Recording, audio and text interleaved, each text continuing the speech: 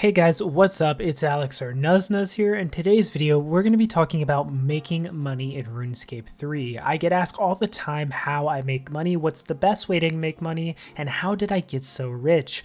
Well, the truth is, a little under a year ago, I basically had no money on my account. I built up my bank to where it is today over that year, and I'm going to get into all the secrets I've learned and give you the best advice for making money while playing RuneScape 3 and progressing your account. Make sure to subscribe if you enjoy videos like this, and like this video if you enjoy money making tips. So let's get into it. Alright, so the first tip I have, and a way that I became rich on RuneScape 3, is I wasn't afraid to progress my account. This is one of the most important pieces of advice that I can give you at all. A lot of people want to basically save their money and are super stingy and just leave their money sitting there, but the best way to actually make money is sometimes you have to spend money. This means going and spending maybe a big sum of money to get that 96 herb lore so you have overloads, or going and spending a big chunk of money getting some really good invention perks.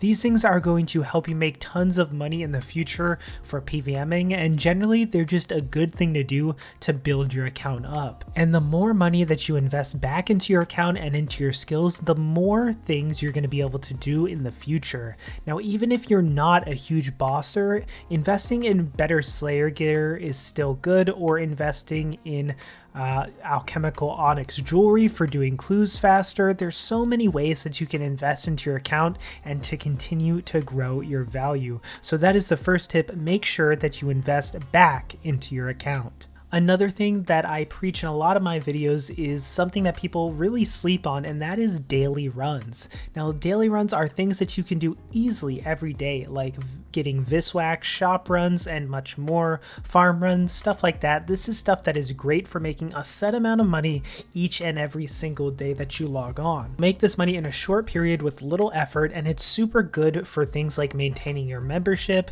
if you use bonds, and if you don't use bonds, you can make a good amount of extra cash every single day. I have a pretty thorough and detailed daily run guide that I'll make sure to link in the description and at the end of the video if you want a full detailed overview of everything you can do to make money doing daily runs and make a decent amount of money every single day for very little effort. So the next thing I'm going to talk about is using an alternate account on RuneScape 3. Now, this for sure isn't for everyone, but it's a way that I made a really good amount of money when archaeology first came out. Basically, an alternative account is an account that you play on the side. Usually you AFK and make money to fund your main account. Now, the most popular accounts are things like doing divination, AFK for energies, and you'll make a decent amount of gold per hour. Of course, you need to actually level the account first and fund it with bonds, so it's going to take a bit of a startup cost, but the amount you make should easily cover the bonds and make you more money.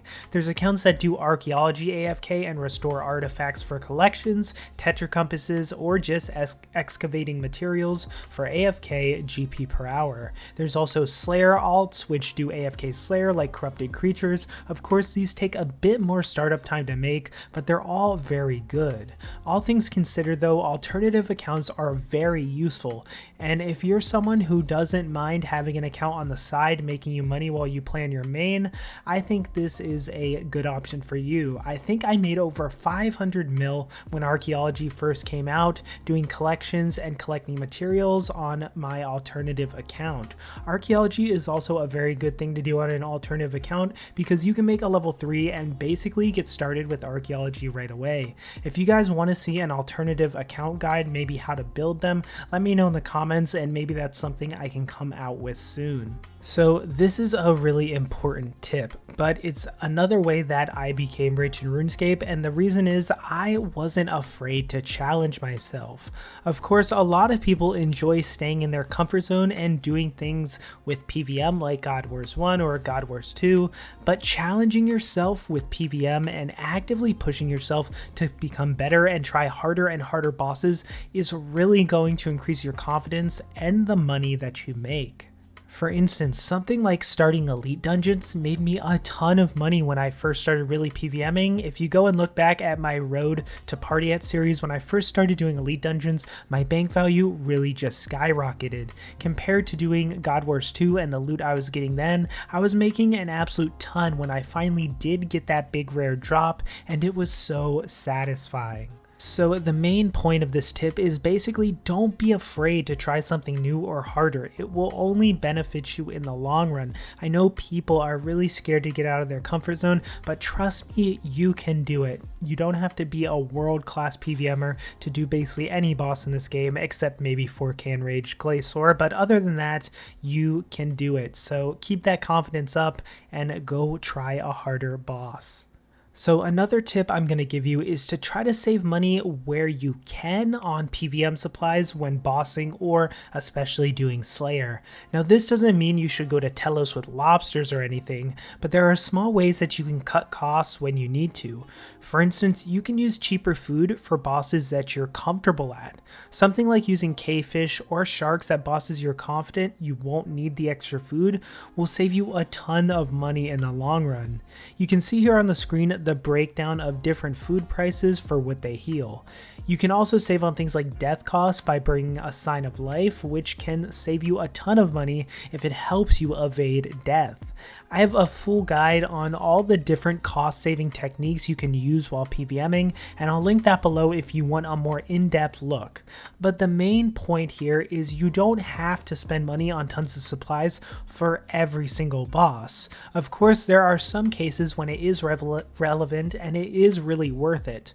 But in a lot of cases, if you're comfortable at a boss, you can really cut down costs of a lot of your supplies and still generally get about the same amount of kills per hour, and this can help you save a ton of money and help you become richer. Alright, so the last tip that I have for you is probably the most important that I'm going to talk about today, and that is do what you like and have fun when making money.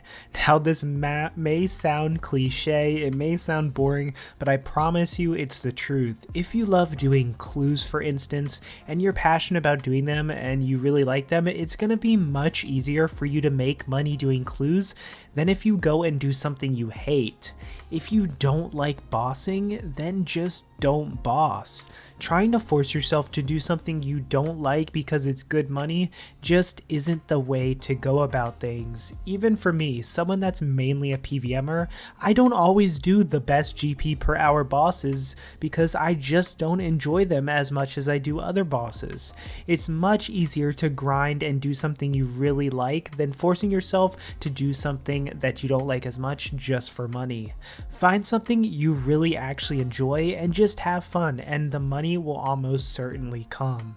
Alright, so I hope these tips helped you guys out. These are the ways that I personally became rich in RuneScape, and I still use all of these today, and there's really no get rich quick scheme in RuneScape other than like risking your bank staking or something like that.